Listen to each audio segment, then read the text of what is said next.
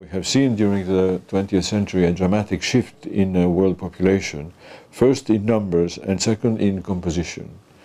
If you see the numbers, you can see that the forecasts suggest that population will stabilize around 2050 at around 9.3 billion people, which is about 50% more than now. We were, just to remind you, 2.5 billion in 1950. Chances are that we are not going to see a population explosion. On the other hand, we are seeing a dramatic shift in the regional composition of this population. In 1950, 21% of the Earth's inhabitants were Europeans. Now that we are only 12%, and in the long run, we are never going to be more than 7%.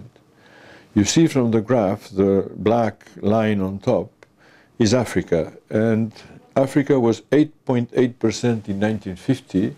It is now, it is supposed to be 20% in 2050. So the roles, the demographic roles of Africa and Europe are going to be exchanged during the next 50 years. The second issue that we are worried about is this globalization business. In one aspect, we know that when countries trade with one another, salaries tend to converge. And of course, we ask ourselves the question, are we going to converge towards the poorest countries, or are they going to converge towards us? Theory doesn't give an answer to this question, but our practical experience, the historical experience of globalization since 1950 suggests that convergence has so far taken a place towards the higher end of the wage distribution. So poorer countries have caught up with richer countries and not the opposite. Our chief problem now is the unemployment problem, and we should not think that this is just a cyclical problem. That is that jobs will come back when the economy comes back to normal. There are several signs that this is not going to be so. But more than that, that is the quantity of jobs, the quality of jobs seems also to be a problem. And this is what is being called the phenomenon of polarization. If you divide jobs by skill, low, medium, and high skills, two categories have increased both in employment and in income. And these are the low skilled jobs and the high skilled jobs.